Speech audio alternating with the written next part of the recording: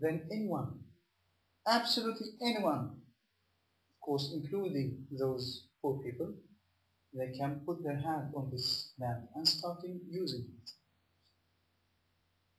You might have inherited this land, you might have bought this land, you might have received it as a gift from a friend or relative or whatsoever, but if you don't use the land for 3 years, then the land should circulate someone else who is more eligible, who is more entitled to use it, because he or she really wants to use this land, has the right to take it from you.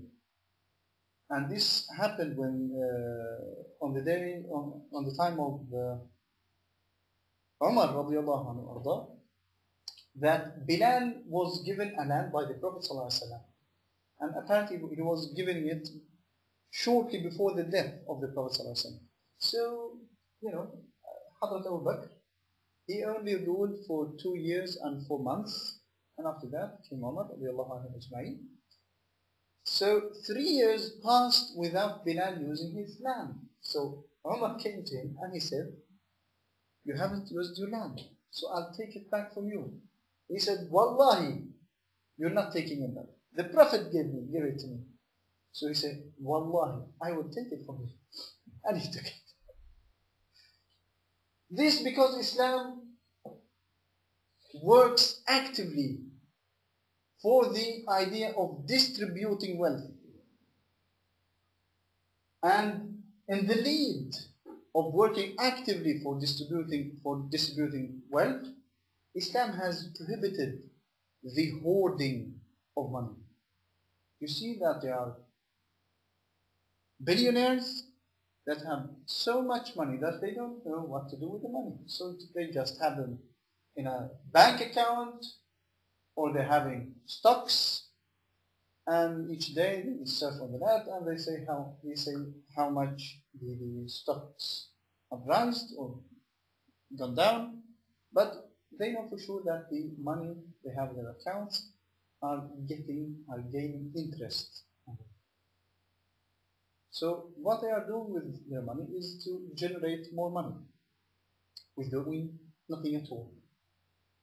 So these money are held, and we're talking about billions and billions of dollars. This money is held from the rest of humanity.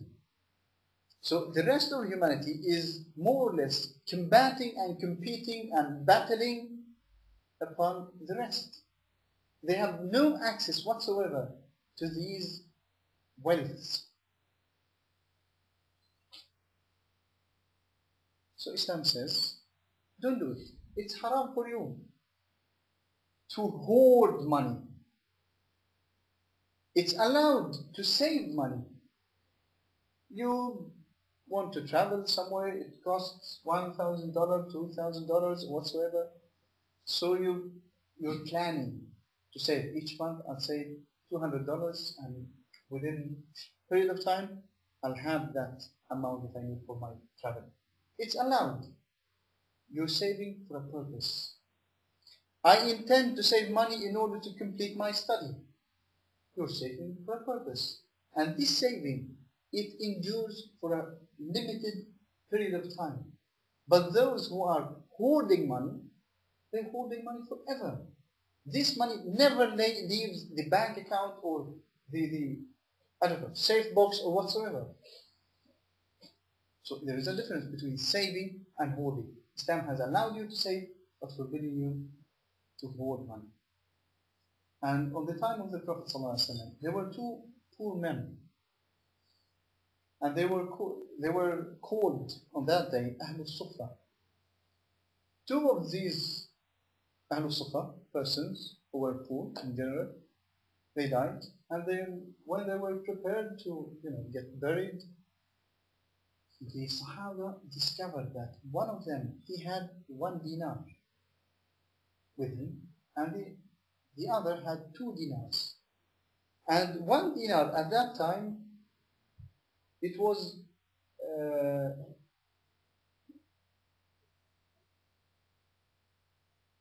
more or less 1 or 2 months salary. So they came to the Prophet ﷺ, they said to him that we have found 1 dinar with him, 2 dinars with him. So the Prophet explained to them that they will be punished. What? I mean, 1 dinar, it's not equivalent to the minimum of zakat.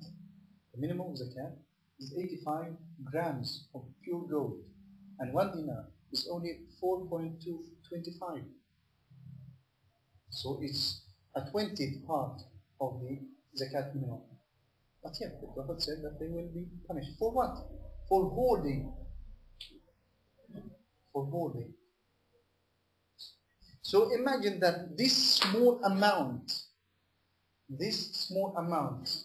which equals 425, is about 1,000 Swedish kronor. What can you do with 1,000 Swedish kronor? Buying a house? Car? You can't do that. Yes, you can do other things, but I mean, it's not that big sum, and yet it's forbidden to do so. So imagine, in a society in which all individuals are not hoarding, some of them are saving, but all of them are not hoarding, so the money is circulating. How many poor persons will you find in such a society? Of course. Because even if you find a poor person, for instance, persons who have been involved in accidents, very severe accidents, and get paralyzed, for instance, it's not that likely that they will be able to work fully, at least. So they might need some financial help in best scenarios. But in general, you will see that money is circulating. People are getting benefit from it. Because once you start a business, you have to hire personnel, you have to have staff, 1 or 2 or 3 or 5 whatsoever. You pay their salaries. Each one of them will be able to sustain a family. And when you sustain a family, that means that you pay money. Paying money goes to the groceries, supermarkets, and so on. So the money will circulate in one or other way. And of course, these means of distributing wealth were not the only means. For instance, when the Prophet ﷺ says that أيما أهل عرصة باتوا وبينهم امرئ جائع برئت منهم ذمة الله.